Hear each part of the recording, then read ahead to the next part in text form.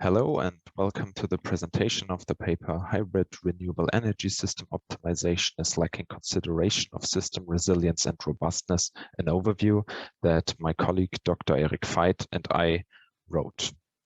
My name is Lasse Hammer. I am a scientific researcher at Office EV in Oldenburg, Germany, and I'm a member of the Power Systems Intelligence Work Group, where we research decentralized, decarbonized, cyber-resilient energy supply solutions with a focus on machine learning and artificial intelligence techniques.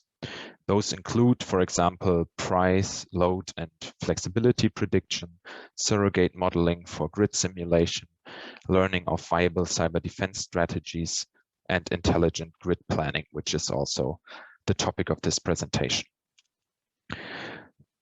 Since we are shifting to renewable energy sources right now, a redesign of the power grid is required, since renewable energy sources are less dependable than traditional fossil ones and thus require some sort of storage for the excess energy, or to get energy from in times where, for example, the sun isn't shining.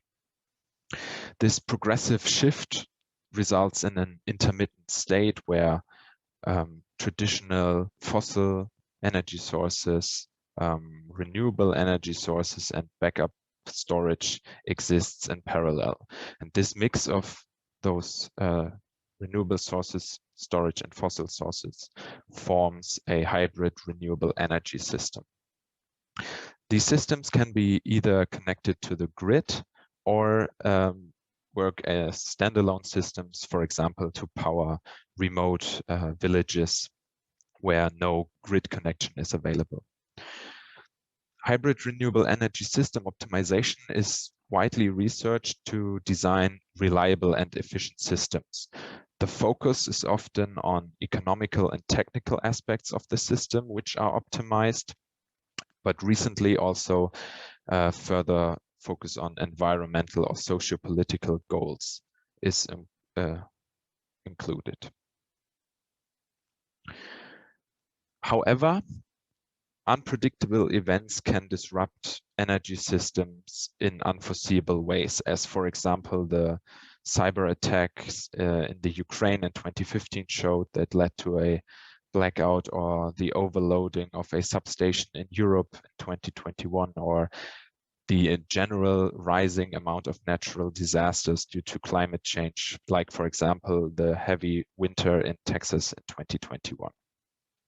Therefore, hybrid renewable energy systems must be resilient and robust to withstand these challenges. This begs the question, are robustness and resilience even considered in hybrid renewable energy system optimization? And this is what we are going to find out in this presentation. Regarding the agenda, I will first give some resilience and robustness definitions, as there is no commonly agreed upon definition for either of those in power systems. Then I will briefly explain optimization problems in general, and then optimization methods used in hybrid renewable energy system optimization, as well as simulation methods and the specific optimization goals that are employed here. In the end, I will identify a research gap and give a conclusion on what we talked about, and also a little outlook on how we plan to address said research gap. The first definition by Argande et al. Is the resilience of a system presented with an unexpected set of disturbances is the system's ability to reduce the magnitude and duration of the disruption. A resilient system downgrades its functionality and alters its structure in an agile way. Or of the Presidential Policy Directive 21 of the United States of America, the ability to prepare for and adapt to changing conditions and withstand and recover rapidly from disruptions. Resilience includes the ability to withstand and recover from deliberate attacks, accidents, or natural occurring threats or incidents. To sum those up, resilience is about the handling of unexpected disturbances with the ability to downgrade functionality to avoid an entire system collapse, and quick recovery and return to regular operation. In contrast to that stands the robustness definition by Agande et al. Robustness is the ability of a system to cope with a given set of disturbances and maintain its functionality. So the key points are, in contrast to resilience, a given set of disturbances and functionality is maintained and not downgraded. Now a quick catch up on optimization problems. Formally, an optimization problem is a function that is to be minimized or maximized, which can be subject to a set of constraints, in this case, called G. This can be expanded upon with multi-objective optimization, where it's not one function that is to be minimized or maximized, but a set of functions, which also can be subject to constraints. There are two main approaches to evaluate multi-objective functions. One is to build a weighted sum of the individual objective functions and calculate set sum and optimize the sum function. The other concept is Pareto optimality, where individuals can only be ranked if all objective functions are worse or better on one of the individuals. In this case, we have a minimization problem here, and the squared entries are so-called Pareto optimal. So those are the optimal solutions by this approach. And the circle ones are called Pareto dominated. So they are objectively worse in this approach. But there is a set of Pareto optimal solutions, since those are better on one objective, but maybe worse on the other objective. So in that case, they are not comparable with this approach.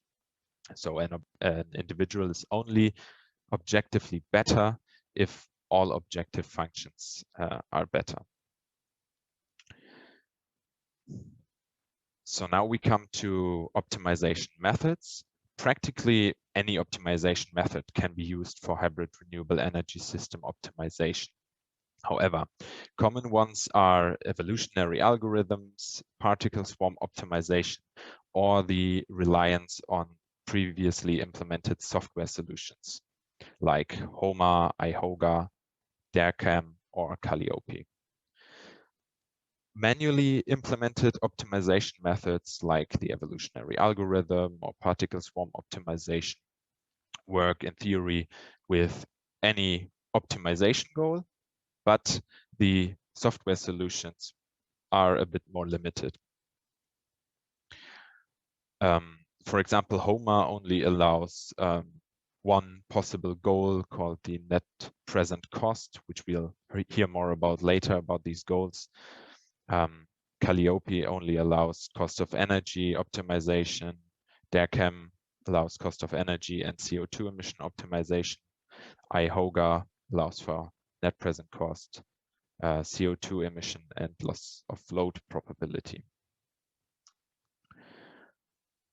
Simulation in general in hybrid renewable energy system optimization relies on load, wind speed, and sun radiation profiles to calculate outputs and the loads of the system. In most cases, mathematical modeling of the components is used. So then for every simulation step, the output of the renewable energy sources is calculated on the basis of the wind speed and sun radiation in that simulation step. It is compared to the load. And if there's a surplus in energy production, it is stored in the devices, which have their own mathematical equations to calculate storage efficiency. So not all energy input will be usable in the end in a battery, for example. Yeah, if the demand cannot be met with the renewable energy sources, stored energy is used from the batteries, for example. If the storage is also empty, then the fossil fallback solutions are employed and fuel consumption for those is calculated. The review by Bandari et al. Provides a good overview over the possibilities of different mathematical models for the components, which we will not go into detail here since there are many models in varying complexity and efficiency. Software solutions like Homer include set system simulation entirely, so there's no further implementation needed by the researcher. However, component failure and other disturbances could, in theory, be integrated into simulation, but none of the reviewed publications here incorporated such disturbances. So resilient behavior would even require further simulation logic, like the ability to downgrade the system and recovery of the regular operation, none of which has happened in the reviewed publications. Optimization goals are target functions for optimizing the hybrid renewable energy systems. If you remember earlier, we talked about optimization problems, and those optimization goals we'll talk about now are then the target functions, objective functions. They can be categorized in hybrid renewable energy system optimization into 4 categories. Economic optimization goals, technical, environmental, and socio-political optimization goals. The equations, I will not go into detail here now due to time limitations, but they can be found in the corresponding paper of this presentation of all the goals I will present now. The first one is the cost of energy generation, which is frequently used in hybrid renewable energy systems, and it describes the average annual energy creation expensiveness of the system per unit of energy. It is measured in US dollars per kilowatt hours. The levelized cost of energy generation is basically the same, only that it averages over the entire project's lifespan and does not annualize the cost. The net present value measures the difference between cash inflow and cash outflow of the system. So it's a measurement for the return of investment and therefore measured in US dollars. It's called net present cost in Homer, but it's the same concept. And it's used under that name in several publications that use Homer as well. The annualized costs of system focuses more on the cost, only on the cost side of the system, and it annualizes all costs of the entire system. It is measured in US dollars. The initial capital cost is another interesting one because it measures only the initial investment needed to build the system, of course measured in US dollars, and does not measure running costs, but there's a possibility that initial investment is more important than the running cost of the system. None of these economic optimization goals measure robustness or resilience in any way. On the contrary, reducing cost is usually contradictory to robustness and resilience, since those two often require redundancies or more storage. Now we get to the technical optimization goals. The loss of power supply probability is the main one that's used often. It measures the probability of the system being unable to supply power to meet the demand and is measured in %. It's also known as loss of load probability that we also heard earlier, and it's often used as a constraint in the optimization problem, so that a certain loss of power supply probability has to be reached for a solution to be valid. This could measure system robustness and resilience if the system is exposed to disturbances, which we have already seen it was not in the literature. The next one is the minimization of power losses measured in watt-hour. Is of course a very important thing to have design an efficient system with little to no losses, but it has no impact on robustness and resilience directly. Next are the environmental optimization goals. The main one is direct emission of CO2 of the system measured in kilograms, which is often used, or the carbon footprint of energy, which measures all emissions over the system's lifetime per unit of energy produced, and includes emissions from material harvesting, manufacturing, transporting, installing, operating, maintaining, and disposing of system components. So it's a cradle-to-grave approach. The renewable energy ratio and renewables factor measure the ratio of energy created by renewable and conventional sources, of course, measured in percent, and are often used as a quality measure of the system. Again, no measure of robustness or resilience is done here. Finally, there's the social political optimization goals. There is one major publication which introduced the socio index that quantifies socio-political impact of hybrid renewable energy systems. And it incorporates qualitative and quantitative factors like aesthetics, employment, perceived hazard, land requirement and acquisition, perceived local environmental impacts, local ownership, local skills availability, local resource availability, and perceived serviceability. All these factors are then scored and with a weighted sum approach calculate one output measure for the socio-political optimization goals. Currently, to sum this up, robustness and resilience is not considered in hybrid renewable energy system optimization. Some of the optimization goals, like the loss of power supply probability or the socio, have the potential to measure the robustness and resilience. However, no disturbances are integrated into system simulation. None of the systems had the ability to downgrade functionality, and no direct measure of robustness or resilience was ever included. Therefore, we can say that a research gap exists in optimizing hybrid renewable energy systems with respect to robustness and resilience. To conclude the contents of our research here, we gave an overview of hybrid renewable energy system optimization, how it works, what techniques are used.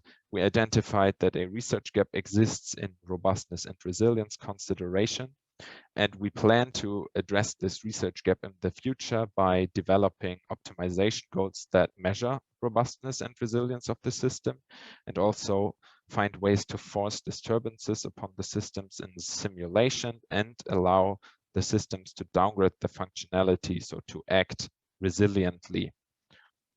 The main concept we will use for that is adversarial resilience learning, which we use in our work group frequently, where two agents, or AIs in our case, share one environment, in this case, the hybrid renewable energy system in question, and one agent tries to defend the hybrid renewable energy systems, and the other one tries to attack it or disrupt it in our case. So the plan is to have an attacker try to disrupt the system. This would mean that disruptions are previously unknown, so it fulfills the resilience criteria, and the defender agent could have the ability to downgrade system functionality to avoid a collapse, and later recover to